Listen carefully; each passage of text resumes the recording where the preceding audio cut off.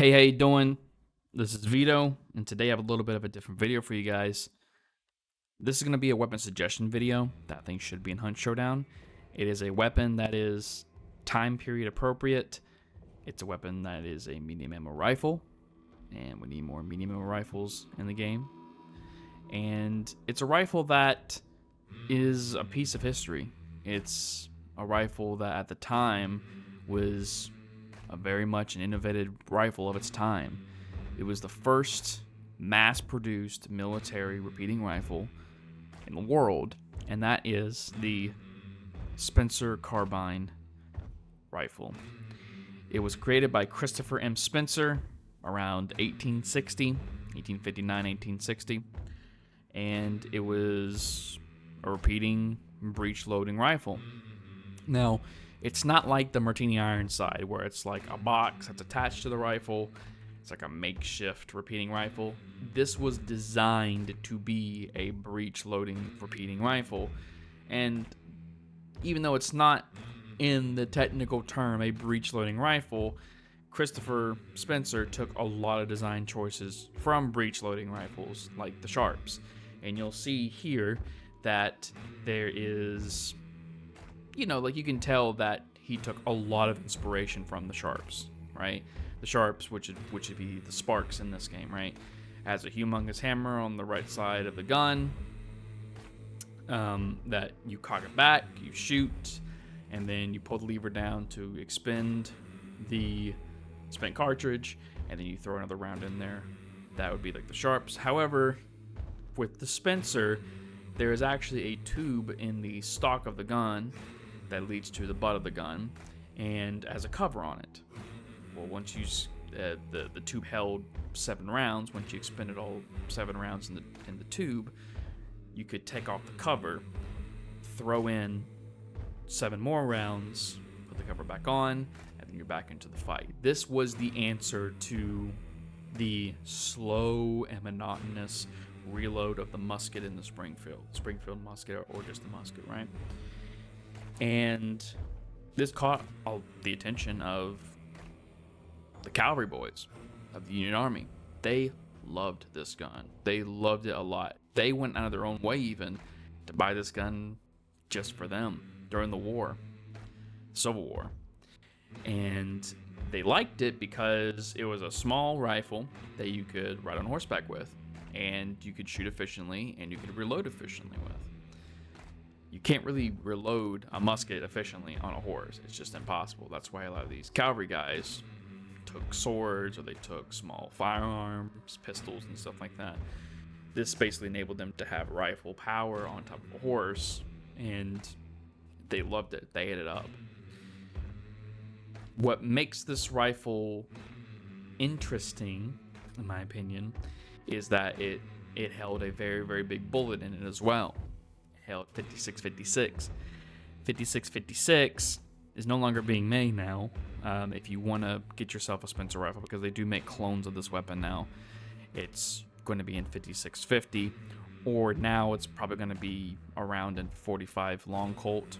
So it's still like an old-fashioned bullet that's still being made today, but there's no more 56.56. But it is still a pretty big bullet. So you're now getting power and distance with that bullet, because you're chunking a lead bullet, a big lead bullet, across the field, and it could do some pretty serious damage to people.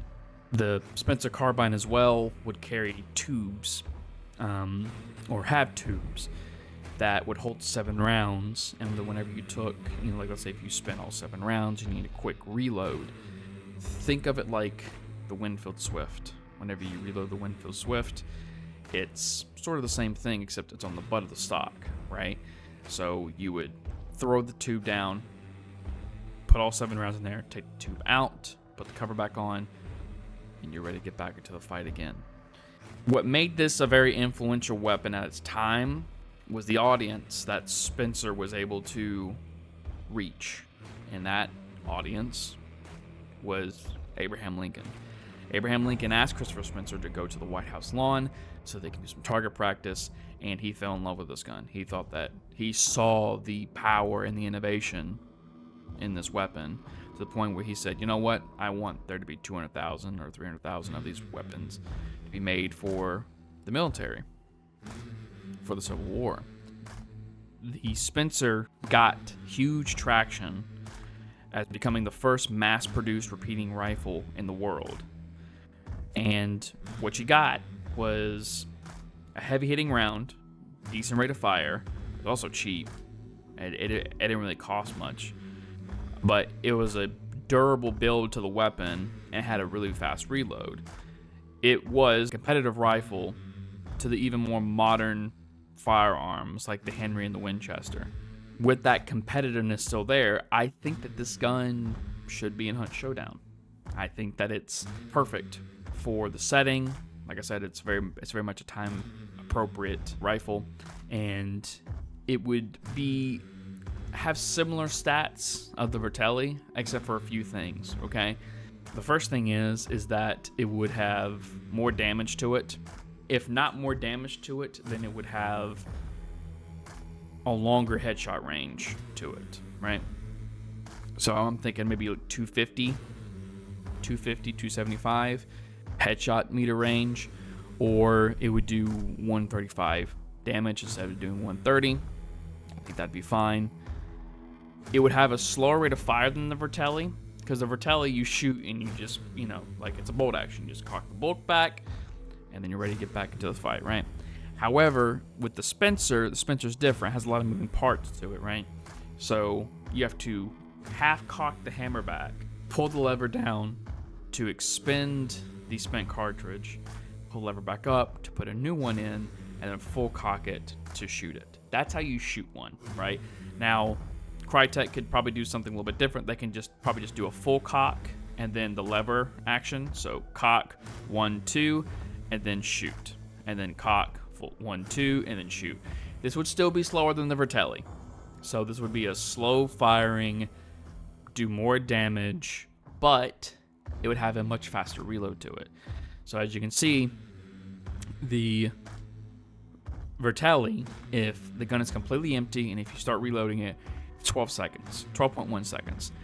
The Spencer would probably be around 8 to 7 seconds, because you still have to take the back off. So you would, take the gun, pull the cover off, reload with the tube, pull the tube back out, put the cover back on, and then you're ready to go again, right?